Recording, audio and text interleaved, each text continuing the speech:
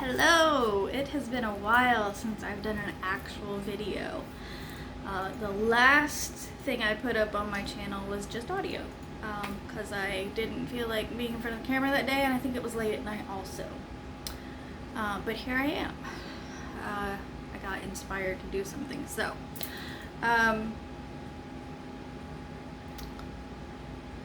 you're probably going to hear some background noise from computers. Don't worry about it. It should be fine. How's everyone doing? It's been a while, so I would like to see your comments and see how you've been. I am starting all kinds of new and exciting things. So, one of the exciting things I have started is I have made a Discord group for my business, Soul Journey. It's not a Discord dedicated to my business. There is one channel where I will post updates related to my business. But otherwise, it's just got a bunch of different witchy topic channels where you can discuss different things. Like there's a divination channel, there's an astrology channel, there's, I can't even think. Let me just look. There's a channel to show off your pets. There's a channel to discuss the moon. Spell work, rituals, all kinds of different little channels where you can talk about different topics. Some of them aren't witchy related, like the pet channel. I also made a food channel in case, you just want to share a recipe. It could be a witchy recipe, but it could just be really good chicken noodle soup too, so whatever works for you there. Anyway, I'm going to put the link to Discord in the description box down below, so feel free to come join me. I would love to see some people. It's brand new, so there's like a handful of people in it right now. So I'd love to see some more people come in, give me some suggestions. This is the first time I've created a Discord, so give me some suggestions of things you would like to see in it, specific channels. I also set up some roles that you can use as titles to kind of show your path. So there's things like witch, Wiccan, druid, shaman, priest and priestess, things like that. So, and you can also request a role be made if you would like one that's not already made. And I will be happy to do that for you. So that's an exciting thing. And then what I wanted to talk about today is guardian angels. So I have always believed in angels. When I was a Christian, when I wasn't a Christian, I've always believed in angels. I am a pagan now, and I still believe in and work with angels. So I don't think they are restricted to one religion. There is a certain way that Christianity sees them. There's a certain way that Judaism sees them. There's a certain way that Islam sees them. But I don't think they're restricted to one religion. So I work with angels. And I've been reading a book on angels. It's called The Female Archangels by Callista. It's an interesting book. I'm actually listening to the audiobook version of it, and the author, Callista, is who narrates the book. I really like it when the author of the book is also the one who narrates it, because you get a totally different feel for the book than if a stranger reads it. So Callista herself narrates it, which is quite nice. She's got a lovely accent. I think Irish, not 100% sure on that, but I think that's what it is. Anyway, it's about female archangels, which she says are called the Archaea. And I have heard that term used before, but it's not something I'm really familiar with. But in her book, she has several meditations. The first one is to meet your guardian angel. And one of the great things about listening to an audiobook is you can listen to the meditation as a guided meditation instead of reading it in the book and then trying to remember what you're supposed to do and then doing it in your meditation. So that's a really handy part of listening to it on audio. So I was listening to the meditation, but I wasn't really focusing on it. I didn't close my eyes, sit with my spine straight. I was actually laying in bed because a lot of times I listen to audiobooks as I'm going to sleep. while I'm doing a coloring app on my phone, which is what I was doing. And I was thinking I was too tired to like close my eyes and do a meditation. I figured if I did that, I would just fall asleep. So that's why I wasn't really doing the meditation. But it was still working for me. And there's a part in the meditation where she says, ask your angel for their name. And I immediately heard the name Azrael. And this stirred up some memories in me. Because back in 2008, 12 years ago, I did a channeled automatic writing exercise that I had read somewhere to find the name of your guardian angel. And at that time, the name I wrote down was Azrael, and I didn't believe it then. I've always been very doubtful of myself and my abilities. I second guess myself all the time, very indecisive because of that. Throw in the Gemini and Libra qualities I have, and it's a nightmare. But so I had done this channeling exercise back in 2008, got the name Azrael, and of course if you look up Azrael on the internet, you're going to find a few things. You're going to find some books that are characters, Azrael, that's going to come up a lot. One of the questions that popped up at the top of Google when I searched Azrael last night was like, what does Azrael smell like? And I was like, what? But it was related to some book series that there's a character named Azrael. I don't know because I don't read it. But what you'll see the most that's nonfiction is Azrael mentioned in Hebrew, like Judaism, as an angel, an archangel.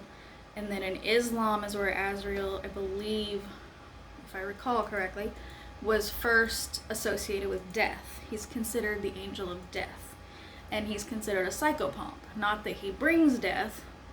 He's not a reaper, grim reaper, something like that. But he's, transports your soul when you die. And so there's, mysticism around that says that, he appears to saints when they're about to die. Like saints have seen him before they're about to die because he's the one taking their souls. So that's what he's associated with. But from what I read, it seems like Islam is what first associated him with death. And then I think it's in Christianity, in the mythos around Christianity, or it might be Judaism. It was one of those. I can't remember now. In one of them, he's considered an evil angel, a fallen angel. So that was interesting. But so I got that name last night, and I thought, that can't be a coincidence, right? I had not thought of that channeling exercise in years. It was not on my mind when I did this. So it can't be, just coincidence. So I just started speaking to Azrael. I just sort of spoke out loud. I was the only one at home. My husband was at work because he works nights. I had one of my cats laying on me. I was just lounging in bed before going to sleep. And I spoke with Azrael. And it was really interesting. And so,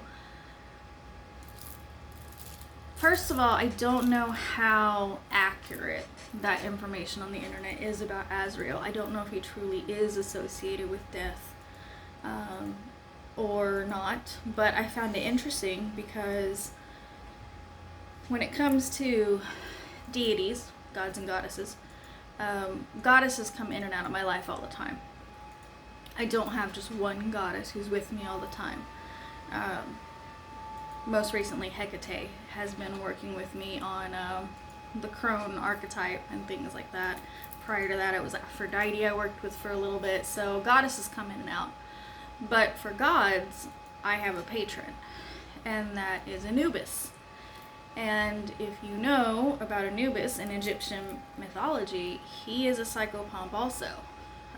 He weighs the hearts of the dead to determine if they're worthy, and he takes their souls to the underworld where Osiris is. So I did find it interesting that both my patron and potentially my guardian angel are both associated with death.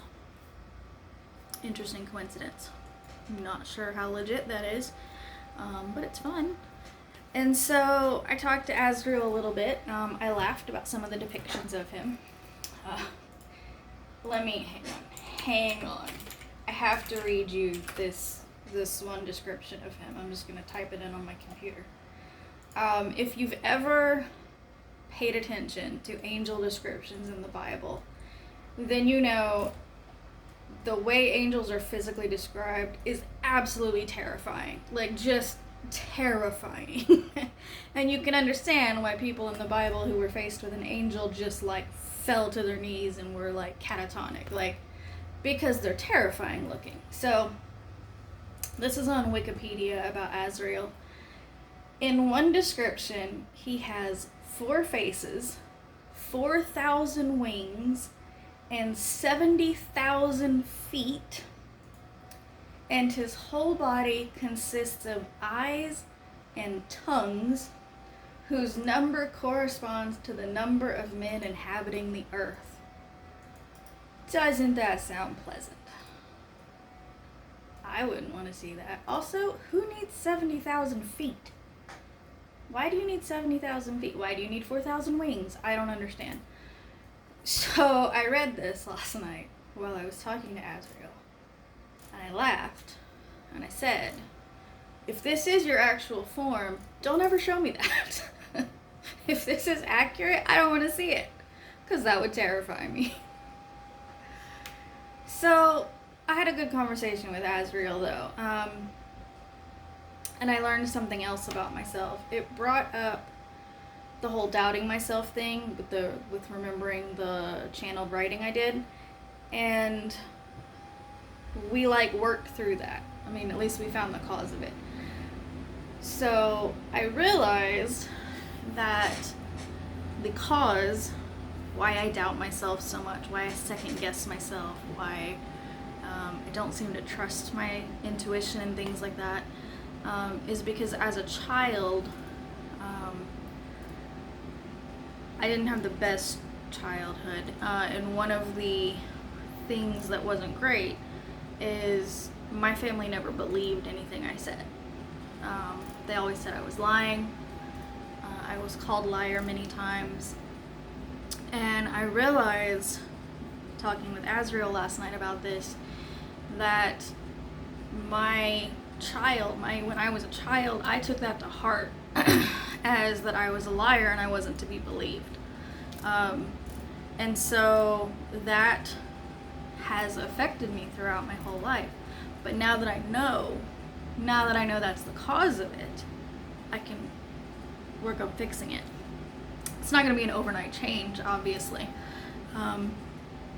But basically, I plan on working with my inner child and trying to reprogram that to trust herself, which is me trusting myself.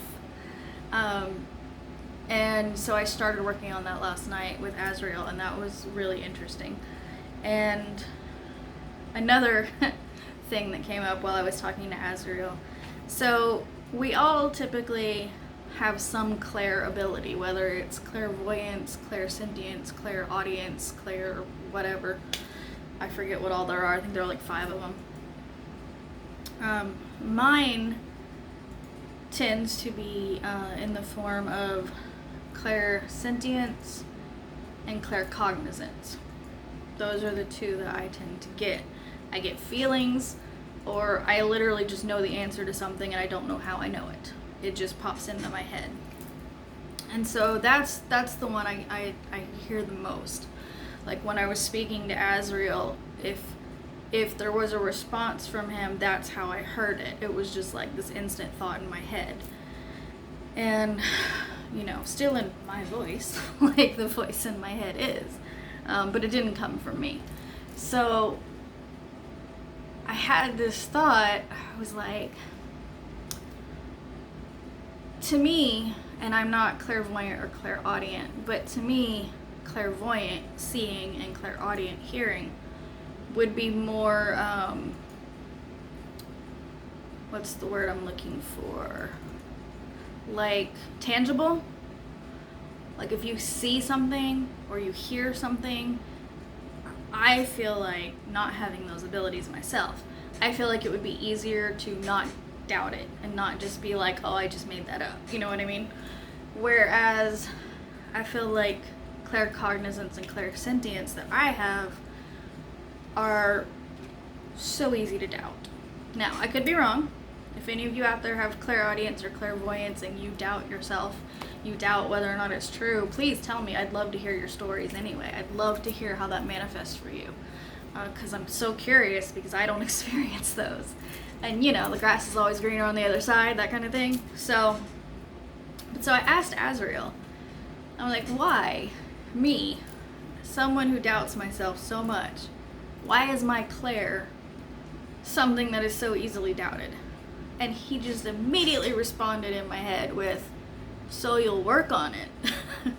So you'll overcome this self-doubt. And I was like, oh, thanks.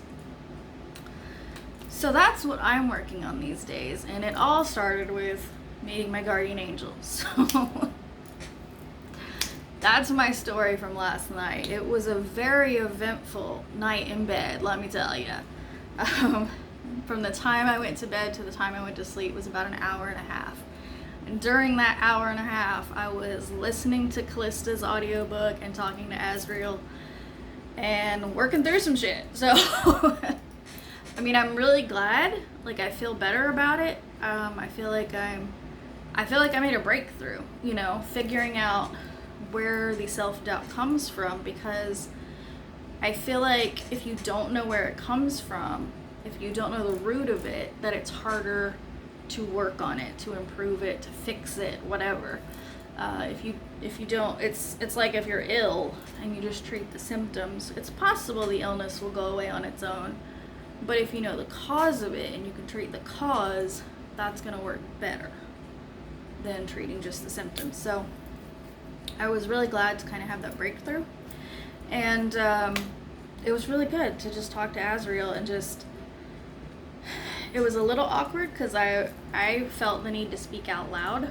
I was home alone though. So I was speaking out loud, and of course I wasn't hearing audible responses, but I still was pretty certain he was there. So it was a really interesting night. I would love to hear your experiences with angels, guardian angels, your clair abilities, anything even remotely related to this video. Tell me about it, because I want to know. I'm very curious to hear other people's experiences. So that will be all for this video. I do plan on doing more. I've gotten inspired to do videos again, and I'm looking forward to it. So check the description box for links, and I will see you all in the next video. Bye!